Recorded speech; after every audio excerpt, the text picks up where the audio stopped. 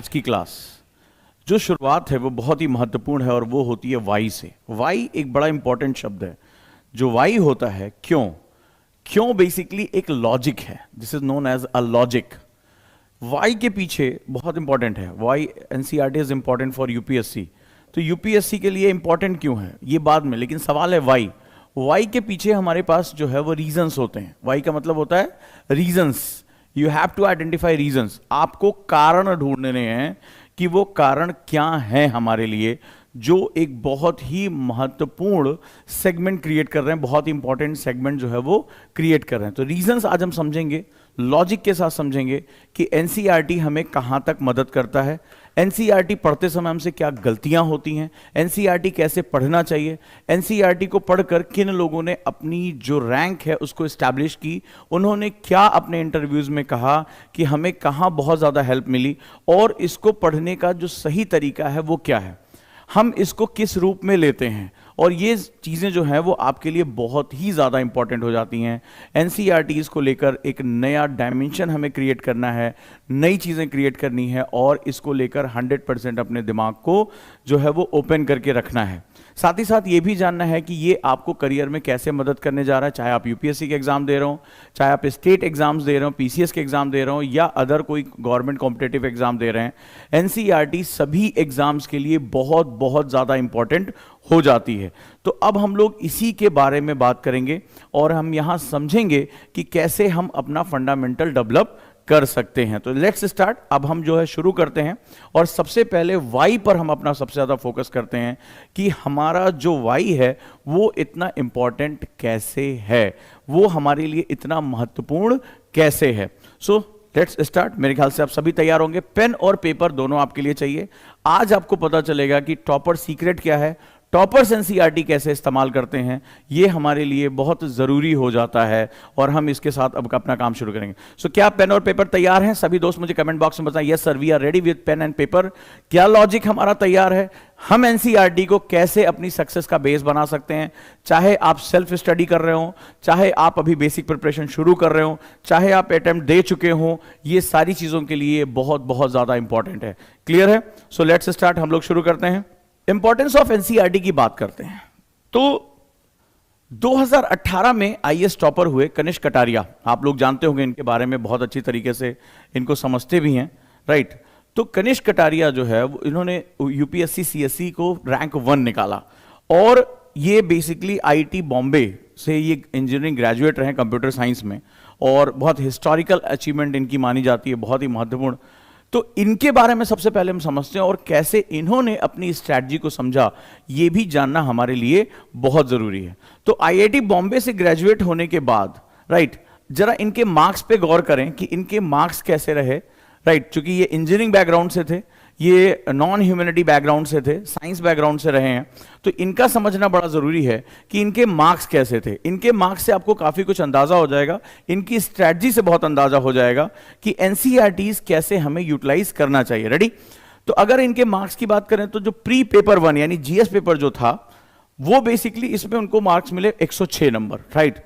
106 marks मिले, which is good, GS के हिसाब से काफी अच्छा। अब आपको इससे ये पता चल गया कि जो प्री है बहुत टफ होता है। अब ये देखिए प्री में इनके मार्क्स आउट ऑफ 200 में इनके 106 मार्क्स आए, तो आप अंदाजा लगाए, और इन्होंने यूपीएससी टॉप किया। तो पहले ये समझिए कि जो आपका प्री स्टेज है वो one of the most difficult stage है, सबसे खतरनाक स्टेज में से एक है।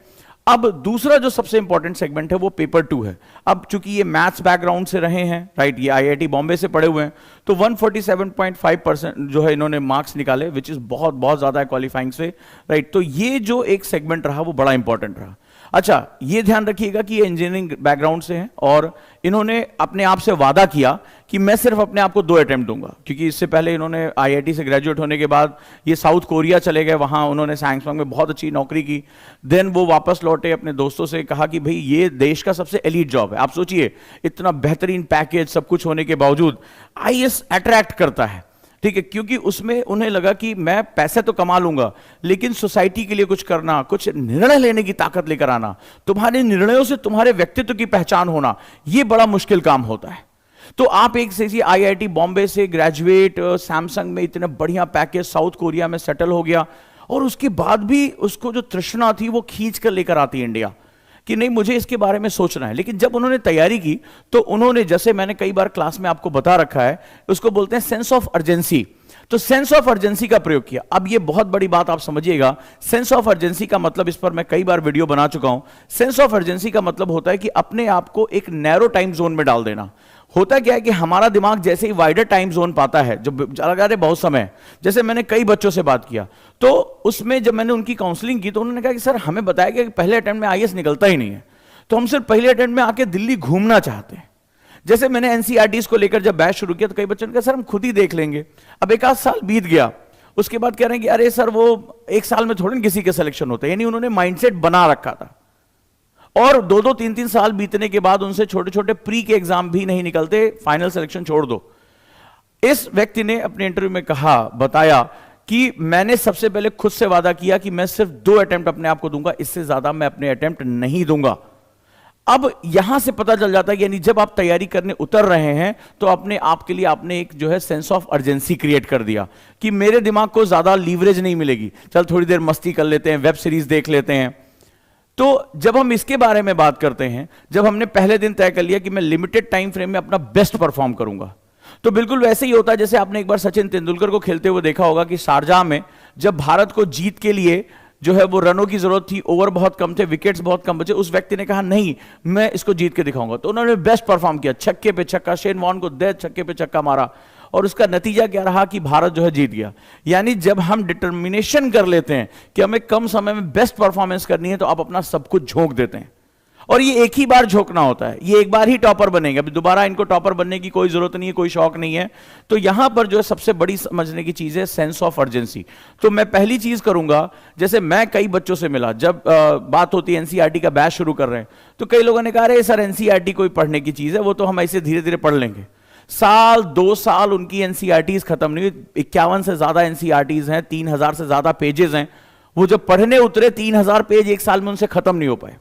तो आपको यह समझना है कि आपके पास टाइम कितना है। इनकी कहानी में आपको यह चीज जानने को मिलेगी कि सेंस ऑफ अर्जेंसी तैयारी की पहली शर्त है। और एनसीईआरटी में सबसे बड़ा खतरा है, अगर आपने एनसीईआरटी को सेंस ऑफ अर्जेंसी के साथ नहीं किया तो एनसीईआरटी आपका साल 2 साल अकेले खा जाएगी। इतने बंडल कभी एनसीईआरटी का एक दूसरे के ऊपर रख के देखना, 6 to 12 ये बंडल तैयार होता है। इतने बंडल को पढ़ना, नोट्स बनाना, क्वेश्चन करना, याद करना, ये सालों का प्रोजेक्ट हो जाता है और यही कारण है कि लोग अपनी ऊर्जा को खो बैठते हैं। तो पहली चीज ये याद रखना कि जब भी तैयारी करने उतरना, इस आईएएस टॉपर से सबक सीखना। इसने कहा कि मैं सिर्फ अपने आप को 2 अटेम्प्ट दूंगा बस, और अपनी सारी ताकत झोंक दूंगा। अब इसकी स्ट्रेटजी देखो क्या है। तो आपको यह समझ में आया कि प्री का एग्जाम टॉपर्स के लिए भी लोहे के चने चबाने जैसा होता है। प्री को सबसे संजीदा तरीके से लेना, सबसे गला काट प्रतियोगिता अगर कहीं होती है तो वो प्री एग्जाम में होती है। दूसरा, मेंस एग्जामिनेशन। मेंस में जब हम पहुंचते हैं तो इनको एसए में मिलते हैं 133 नंबर, जो कि एक एवरेज से कम है। राइट, ये एक्सेप्ट करते हैं कि ये उतनी प्रैक्टिस नहीं कर पाए आंसर राइटिंग और एसे राइटिंग पे जो एक्चुअली में की जानी चाहिए थी। राइट, यानी ये शायद 140 नंबर, फिर भी इतिहास से टॉपर है, लेकिन मैनेज कहां किया ये देखो। एसे के मार्क्स कंपैरेटिवली इनके कम रहे। इन्होंने खुद कहा कि मैंने अपना जो है बहुत ज्यादा ऐसे प्रैक्टिस नहीं की, गलती हो गई। फिर जीएस1 बेसिकली ह्यूमैनिटी यानी हिस्ट्री, ज्योग्राफी, सोशल इश्यूज के साथ होता है। तो ये इंजीनियरिंग का स्टूडेंट थे, तो इनका वो चीज काफी जो है कमजोर रह गया और 98 मार्क्स के लाए। जीएस पेपर 2 जो पॉलिटी से रिलेटेड है उसमें 117 अच्छे मार्क्स। जीएस पेपर 3 जो इकोनॉमी, साइंस एंड टेक्नोलॉजी जो इनका एक कोर इशू था, वहां 117 मार्क, और एथिक्स के पेपर में 116 मार्क्स आए। अब सवाल यह है कि जो इनके मेंस रिटर्न थे वो 942 मार्क्स आए। 942 बहुत जबरदस्त मार्क्स, 942। और पर्सनालिटी टेस्ट में इनको 179 मार्क्स मिले, करंट पे अच्छी पकड़ और फंडामेंटल में बहुत अच्छी पकड़। तो जो टोटल इनका वैल्यू बना वो 1121 बना। बहुत ध्यान से इसको समझना, आपको अंदाजा होगा कि कैसे हमें अपनी स्ट्रैटेजी बनानी है।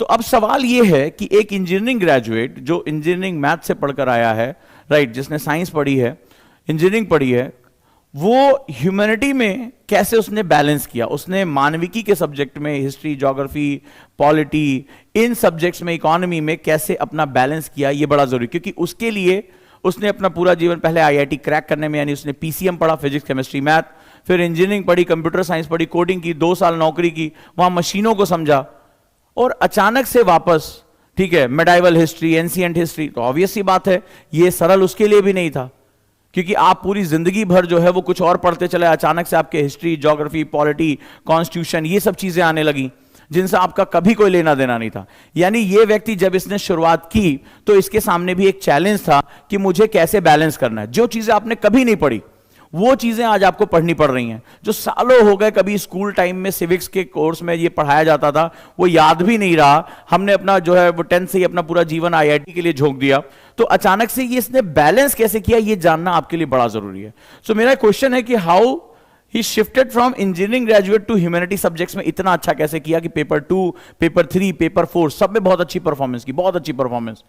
अब इसमें जो सबसे इंपॉर्टेंट सीक्रेट था, इनका सक्सेस सीक्रेट आप जानना चाहोगे? क्या क्या इनका सक्सेस सीक्रेट रहा, कैसे बैलेंस किया, और कैसे एक व्यक्ति, आप समझ लिए 0 व्यक्ति थे ये, भले चाहे आईआईटी से ग्रेजुएट हो, नौकरी का पैकेज लाखों का रहा हो, लेकिन जब एक व्यक्ति जो मैथ से हो, जो इंजीनियरिंग से हो, अचानक से उसके सामने ह्यूमैनिटी जब खुलती है, जब उसको मेडाइवल हिस्ट्री पढ़नी पड़ती है, जब उसको एंशिएंट हिस्ट्री पढ़नी पड़ती है, तो वो भी उतना ही घबराता है जैसे कोई एक बिगिनर बच्चा घबराता। वहां सब लेवल बराबर हो जाता है। वहां पर कोई एमए किया हुआ, बीए किया हुआ बच्चा वो ज्यादा एडवांस होता है, उसको पता होता है कि भाई हम तो इतिहास पढ़े हुए हैं, हम भूगोल पढ़े हुए हैं अपने यहां, तो वो ज्यादा एडवांस हो जाता है ह्यूमैनिटी के बच्चा। अब ऐसी कंडीशन में इन्होंने इस कठिन सिचुएशन को कैसे हैंडल किया? तो पहला कैसा मैंने आपको सीक्रेट बताया, पहली बात सेंस ऑफ अर्जेंसी क्रिएट करो कि मैं अपने आप को 2 अटेम्प्ट या 3 अटेम्प्ट दूंगा, डिपेंड ऑन योर एजुकेशन। जैसे इनकी एजुकेशन अच्छी हुई है तो आप अपने आप से कहते हैं मैं इससे ज्यादा नहीं टाइम दूंगा, मेरे पास टाइम कम है, मुझे अपना बेस्ट परफॉर्म करना है, सबसे पहले करो। मैं आईएएस की तैयारी करना चाहता हूं तो आप बोलो कि मैं सिर्फ अपने आप को इतने अटेम्प्ट दूंगा और अब इसी में ही मुझे अपने सारे प्राण झोंकने, मेरा पहला अटेम्प्ट सबसे बेहतरीन होना चाहिए। ज्यादातर बच्चे पहले अटेम्प्ट को ट्रायल अटेम्प्ट लेते हैं कि चलो ट्रायल करके देखते हैं यार कहां होगा पहले अटेम्प्ट में। अपने पहले अटेम्प्ट को सबसे गोल्डन अटेम्प्ट मानिए कि ये मेरा सबसे बेस्ट अटेम्प्ट होना चाहिए, इसके लिए मुझे अपने प्राण झोंकने पड़े, मैं तैयार हूं, राइट। दूसरा, ऑप्शनल को बहुत गंभीरता से ले। अब इन्होंने क्या किया सक्सेस सीक्रेट में, इन्होंने अपने ऑप्शनल को सबसे गंभीरता से लिया। इन्होंने सबसे पहले बैठे और इन्होंने अपनी स्ट्रैटेजी बनाई, पूरी स्ट्रैटेजी, सक्सेस स्ट्रैटेजी बना रहा हूं, उसमें बता रहा हूं एनसीईआरटी क्यों बहुत इंपॉर्टेंट हो जाता है और इनकी सक्सेस का सीक्रेट एनसीईआरटी क्यों था, ये आज आप समझेंगे। तो ऑप्शनल जो है इन्होंने अपना बहुत बढ़िया से टाइम मैनेज, इनको कहा कि ऑप्शनल में जो मेरे मार्क्स हैं वो हमेशा अच्छे होने चाहिए। और मैथ्स इनका ऑप्शनल था, मैथ्स ये पढ़कर आए थे, अपनी कोर स्ट्रेंथ पर इन्होंने काम किया। आपको अपनी कोर स्ट्रेंथ पर काम करना होता है, बोले ये मेरा ताकतवर है, इसमें मुझे टाइम कम लगेगा, मुझे सबसे पहले इसमें झोंकना होगा खुद को। अब ये जरूरी नहीं कि अभी मैथ्स ऑप्शनल लें, क्योंकि ये बचपन से पढ़ते चले आए, अच्छे थे पढ़ने में, तो इन्होंने अपनी कोर स्ट्रेंथ समझ क्या कह रहा हूं, कोर स्ट्रेंथ पे फोकस करिए, ये मेरी ताकत है, ये मेरी ताकत हो सकती है। तो आपको ध्यान से पहले अपनी स्ट्रेंथ और इंटरेस्ट पे काम करना होगा। उस टॉपर ने ये ऑप्शन लिया, आप में से ज्यादातर लोग यही सोचकर ऑप्शन ले लेते हैं, नहीं मुझे क्या रुचि है, मेरे टीचर से मेरी कितनी बात हो पा रही है, मैं किसमें देर तक टिका रह सकता हूं, यह होता है ऑप्शन लेने का तरीका। जैसे प्रिंस धवन, रैंक 3 की बात करूंगा, तो जब आप उनकी बात करेंगे तो इलेक्ट्रिकल इंजीनियरिंग से गोल्ड मेडलिस्ट और सब्जेक्ट उन्होंने ह्यूमैनिटी का लिया। कारण क्या था? कारण यह था कि वहां उन्हें लगा कि वो उनकी कोर स्ट्रेंथ हो सकती है, उसमें बहुत अच्छा कर सकते हैं। तो अब इस तरह से अगर राजीव रंजन जी की बात करें, आईएएस टॉपर, तो उन्होंने अपनी कोर स्ट्रेंथ ज्योग्राफी मानी, वहां वो कन्वर्ट हो गए, तो अपनी कोर स्ट्रेंथ पे कहा। ऑप्शनल को बहुत सीरियसली आपको डिफाइन करना है, अपनी कोर स्ट्रेंथ पे आईएएस जो है ऑप्शन लेना है। उसके साथ उन्होंने टाइम मैनेज किया कि भाई मैं अपने आप को सेव कर लूं, और मैंने हर बार जो है सिलेबस एनालिसिस बताया कि ऑप्शनल आपकी रैंक सिक्योर कर देता है, सिलेक्शन सिक्योर कर देता है। अगर आप 300 प्लस मार्क्स हिट कर गए तो आपको बहुत आसानी से मार्क्स मिल जाएंगे। दूसरा, जीएस के लिए क्या, इनके लिए सबसे बड़ा चैलेंज था जीएस, क्योंकि वो ह्यूमैनिटी था, हाथ पर इनके भी कांप रहे थे, लेकिन इन्होंने कहा कि मैं जो है वो एक स्ट्रैटेजी फॉलो करूंगा, और ये स्ट्रैटेजी मैं आपको कई बार बता चुका हूं, तो चलो आज फिर से उसको दोहराते हैं कि वो स्ट्रैटेजी क्या थी। इन्होंने जीएस के लिए अपनी स्ट्रैटेजी यानी जनरल स्टडीज, सामान्य अध्ययन के लिए अपनी स्ट्रैटेजी बनाई। सबसे पहले इन्होंने कहा कि भाई ये मेरे साथ परिचय नहीं रहा है। मैं इंजीनियरिंग ग्रेजुएट हूं, मुझे इंजीनियरिंग के बारे में पता है, मशीन्स के बारे में पता है, कंप्यूटर कोडिंग के बारे में पता है, मुझे नहीं पता ये हिस्ट्री में क्या बीत गया, ये ज्योग्राफी में क्या है। तो इन्होंने कहा कि पहले मैं यूपीएससी की लैंग्वेज से परिचित होऊंगा, स्मार्ट करूंगा काम। तो इन्होंने सबसे पहले सिलेबस को बहुत गंभीरता से पढ़ा, और मैं बार बार कह चुका हूं कि जिस स्टूडेंट को सिलेबस नहीं पता वो यूपीएससी में टिक नहीं सकता, टिक नहीं सकता। यूपीएससी का सिलेबस ही कम्युनिकेशन है। यूपीएससी के साथ कम्युनिकेशन करने का तरीका ही केवल सिलेबस एनालिसिस है। तो इन्होंने सबसे पहले सिलेबस को एनालिसिस किया, बार बार पढ़ा। जैसे मैंने देश का सबसे कॉम्प्रिहेंसिव सिलेबस एनालिसिस का बैच कर रखा है। आप एनी टाइम लर्निंग ऐप पे जाएंगे, आपको देश का सबसे कॉम्प्रिहेंसिव सिलेबस एनालिसिस का बैच मिल जाएगा। और जिस स्टूडेंट को सिलेबस टिप पर नहीं है वो यूपीएससी के बारे में सोचना छोड़ दे, कोई गुंजाइश नहीं उसके लिए। मैंने आपको बताया था कि उसके बिना ना तुम बुक पढ़ पाओगे, ना तुम न्यूज़पेपर पढ़ पाओगे, ना तुम आंसर राइटिंग कर पाओगे। मैंने तुम्हें यह तक प्रूव किया है कि यूपीएससी एक ही टॉपिक को अलग अलग पेपर में पूछता है। अगर आप सिलेबस के अकॉर्डिंग उसका आंसर को नहीं लिखोगे, आपके मार्क्स आपको नहीं मिलेंगे। इसके बाद दूसरा स्टेप मैंने बताया कि प्रीवियस ईयर पेपर एनालिसिस। तो प्रीवियस ईयर पेपर एनालिसिस में जो पिछले साल के प्रश्न होते हैं उनको पढ़ना बड़ा जरूरी होता है। इससे आपको पता चल जाता है क्वेश्चन का ओरिएंटेशन। अब अच्छा देखिए, आप भले चाहे इनको मैथ्स में अच्छा कहें, लेकिन ये ह्यूमैनिटी में आपसे भी कमजोर थे, घबरा रहे थे, लेकिन इन्होंने रास्ता सही पकड़ा, स्टेप सही लिए और यहां पे उन्होंने अपना काम शुरू कर दिया। तो दूसरा हो गया प्रीवियस ईयर क्वेश्चन पेपर पढ़ना शुरू करिए। इससे आपको अंदाजा होगा कि क्या क्वेश्चन पूछे जा रहे हैं। इसके बाद इन्होंने कहा, इन्होंने अपने इंटरव्यू में भी कहा, आई फोकस ऑन एनसीईआरटीज। जब मुझे लगा कि भाई मैं इसमें वीक हूं, मेरा कोई बैकग्राउंड नहीं है, मेरा कोई बेस नहीं है, तो भाई मुझे एक सशक्त सहारा चाहिए। बहुत स्मार्ट स्टडी, इसको बोलते हैं कॉन्सेप्ट ऑफ किस, यानी कीप इट सिंपल। इसको कीप इट सिंपल बोलते हैं। जब आपको लगे कि आप वीक हैं इस लड़ाई में, तो सिंपलिसिटी के साथ आप उतर जाइए। वही स्टेप फॉलो करिए जो टॉपर्स ने फॉलो किए हैं। आपको ज्यादा स्मार्ट बनने की जरूरत नहीं है। इन्होंने अपने इंटरव्यू में कहा कि मैंने बहुत ज्यादा एक्सपेरिमेंट्स नहीं किए, वो मेरे लिए जो टेक्निक काम करी थी मैंने उसको अडॉप्ट कर लिया। और यही सबसे इंपॉर्टेंट होता है, यही सबसे इंपॉर्टेंट। इसी को मैं क्लास में अक्सर वॉमिटिंग टेंडेंसी बोलता हूं कि जो मुझे मेरे टॉपर्स, मेरे टीचर, मेरे गुरु ने बता दिया, मैंने वो किया और मुझे उसका रिजल्ट मिल गया। मरता वो है जो इसको छोड़कर बाकी बहुत स्मार्टनेस दिखाता, ओवर स्मार्ट बन जाता है। बोले हम अपना कुछ का तरीका खोजेंगे, और तरीका खोदते खोदते वो क्या करता है, वो कई साल निकाल देता है रिसर्च एंड डेवलपमेंट में। तो यहां पर क्या हुआ, इन्होंने कहा कि मैंने जब देखा कि भाई इतनी ज्यादा विविधता है, इतना कुछ पढ़ना है। इससे पूछा, उसने कहा 10 बुक पढ़नी है, उससे पूछा कहा 20 बुक पढ़नी है, उससे पूछा, जब इंटरनेट पे लिस्ट छांटी तो हालत खराब हो गई। बोला भाई मैं एक सिंगल स्टैंडर्ड बुक पे पहुंच गया, स्टैंडर्ड बुक कि जिसके जो मानक और फैक्ट्स हैं, स्टैंडर्ड बुक। बोला कहां से शुरू करूं, मेरे को ये कठिन कठिन किताबें डीडी बसु नहीं समझ में आ रही है, मैं नहीं मेरा कोई बेस ही नहीं है समझने का, तो मैं कैसे इसको समझूं। तो खुद को जीरो से एनालाइज किया। बोला सिंगल स्टैंडर्ड बुक कौन सी है, और इन्होंने कहा कि must for development of understanding. कौन सी, एनसीईआरटी। ऑल इंडिया लेवल पे अवेलेबल है, एक विद्वानों की कमेटी इसको बनाती है, राष्ट्रीय शिक्षा पाठ्यक्रम के अनुरूप है, और बात बहुत ही तरीके से कही गई है। यानी इस किताब का एक पर्पस है कि मुझे मेरे सब्जेक्ट का नॉलेज हो जाए, मेरे सब्जेक्ट का डेवलपमेंट मुझे पता चल जाए, मेरी अंडरस्टैंडिंग डेवलप हो जाए। तो जब मुझे पता चल जाएगा कि भाई ये चीज कैसे डेवलप हुई, लड़ाई क्यों हुई, ये चीज क्यों आई, तो धीरे धीरे मेरी अंडरस्टैंडिंग जब डेवलप हो जाएगी तो मैं अपने कॉन्सेप्ट बिल्ड कर पाऊंगा। और जब मैं कॉन्सेप्ट बिल्ड कर पाऊंगा तो मैं इन क्वेश्चंस की रिक्वायरमेंट पूरी कर पाऊंगा। बहुत सिंपल तरीके से उन्होंने खुद से ये बात कही। अब सवाल है कि उन्होंने ऐसा क्यों कहा। आप में से भी तो कई लोग बिगिनर होंगे, कई लोग यूपीएससी की तैयारी में उतरे होंगे, कई लोगों का कोई आईएएस का बेस नहीं होगा, किसी के घर में कोई जो है वो इस तरह से पढ़ाने वाला नहीं होगा। मानते हैं आप ये बात? तो आपको भी एक बिगिनर जो है वो स्टडी शुरू करनी है। क्या है बिगिनर स्टडी? तो इन्होंने कहा कि आखिर क्या चीज सबसे बड़ी मिस्टेक हो जाती है। अब ये समझो कि हमसे तैयारी में गलती कहां होती है। सबसे बड़ी मिस्टेक, सबसे बड़ी गलती जो स्टूडेंट करता है, फॉर एग्जांपल आप इंटरनेट पे गए, आज तो बहुत इजीली अवेलेबल है, और इंटरनेट पे आपने स्टैंडर्ड यूपीएससी बुक लिस्ट आपने वहां पे डाला। जैसे ही आप इंटरनेट पे स्टैंडर्ड बुक लिस्ट डालते हैं, आपको ढेर सारी किताबों के नाम आ जाते हैं। जैसे लक्ष्मीकांत की किताब का नाम आ गया। आप जानते हैं कि इसको बाइबल ऑफ यूपीएससी कहा जाता है, सभी स्टूडेंट पढ़ते हैं।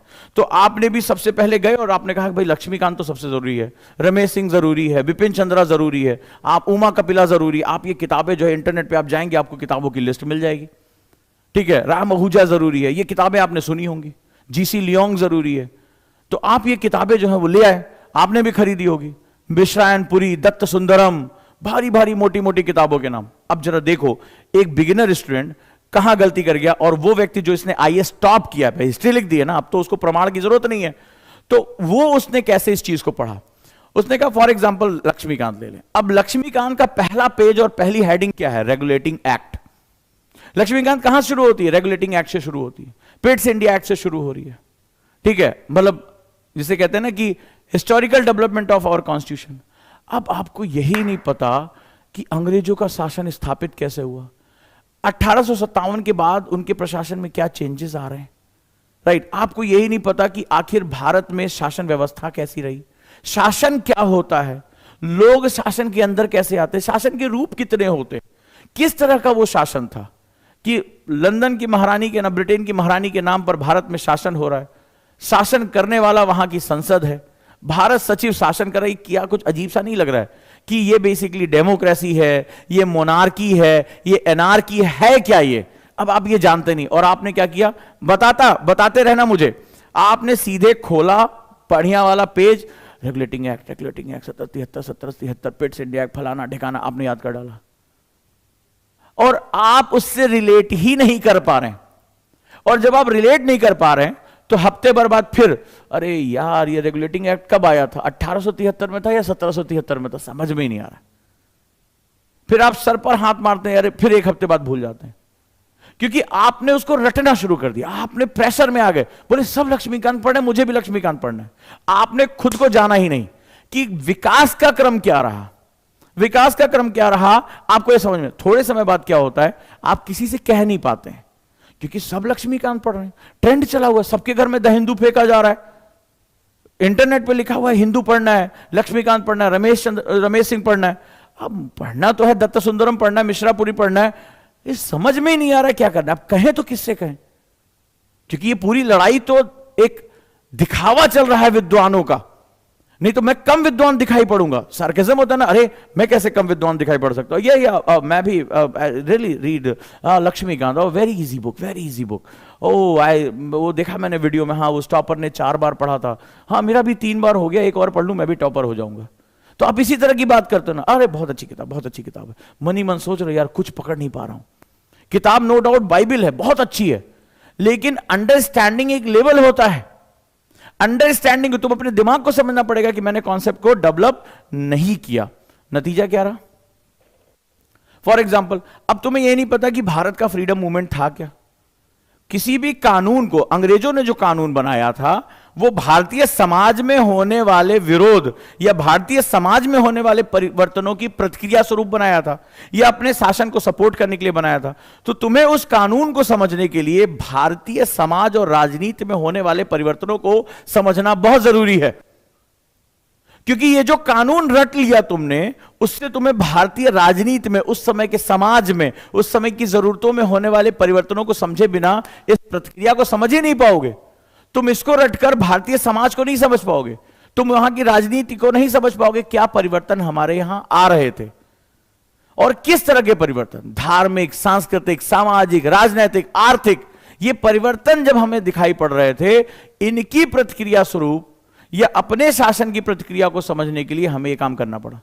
नतीजा क्या होता है कि हम ढेर सारी चीजें रटना शुरू कर देते हैं, रोज सुबह शाम 1773 में ये पहला पॉइंट, ये दूसरा पॉइंट, और हमसे वो चीजें मिस हो जाती हैं। और जब हम कोई चीज रटते हैं जबरदस्ती तो उसमें रुचि खत्म हो जाती है, रुचि खत्म होते ही हमारा सारा सिस्टम खत्म। सेम ऐसे मैं कहूं कि आपको साइकिल चलाना नहीं आता, आपको साइकिल चलाना नहीं आता, और मैं आपसे कह दूं भैया रस्सी पर साइकिल चलाना है,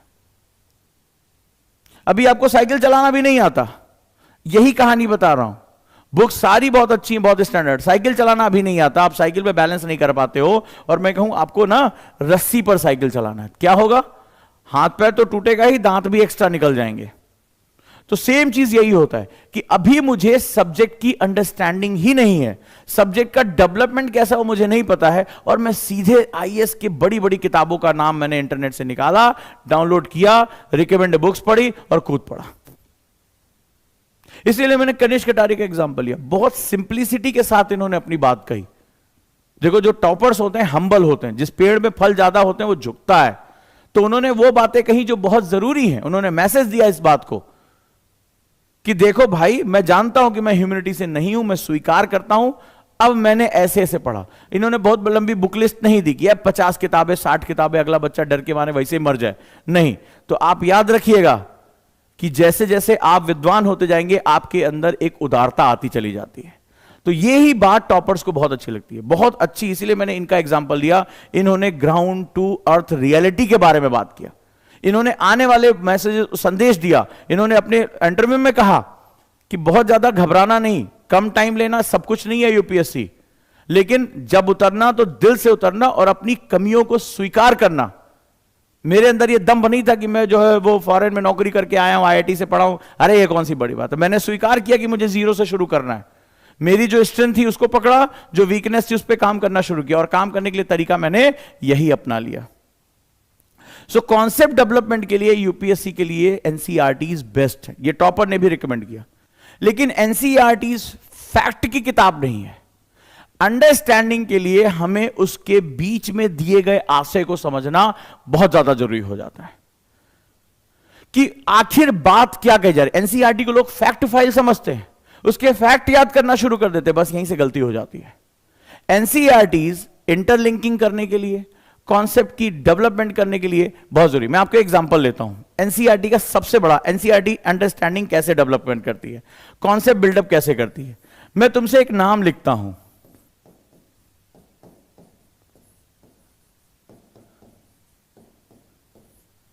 एक नाम लिखता हूं, अक्सर मैंने देखा नहीं है, ये नाम तुमने कहां सुना है, ये नाम आपने कहां सुना है बताइए। हां, ज्यादातर लोगों ने जवाब दिया, जैसे मिर्जापुर करके एक वेब सीरीज आई थी, ज्यादातर लोगों ने इसका जवाब दे रहा है, ठीक है, कि कालीन भैया। कारण क्या है, सिंपल सा कॉन्सेप्ट बताता हूं आपको। वो कहानी याद है, आपको कहानी याद, जैसे एक बच्चे ने लिखा कि हमारे नोट्स में एनसीईआरटी के नोट्स इंक्लूड कर दिए गए हैं, तो क्या उससे पढ़ लें। अब जरा समझो इस बात को कि इसका मतलब क्या होता है। तो ये वेब सीरीज आई थी, तो आपको ये वेब सीरीज याद है, नाम याद है। अभी पानीपत की तीसरी लड़ाई पूछ लूंगा तो नहीं याद होगा, ठीक है, किसके किसके बीच हुई, कब हुई, क्या उसके पर्पस थे, वो नहीं याद होगा। रीजन क्या है, एनसीईआरटी की बुक सबसे पहला काम करती है कि कहानियों के माध्यम से, ठीक है, एक फ्लो होता है, कहानियों के माध्यम से, यानी with the help of story, वो आपके कॉन्सेप्ट को डेवलप करती है। ये बहुत बात है, और स्टोरीज हमेशा हमें याद रहती है। तो अब आपको सिंपल से जो बात करें कि आपको स्टोरीज आप याद करते हैं, आप नरेट करते हैं,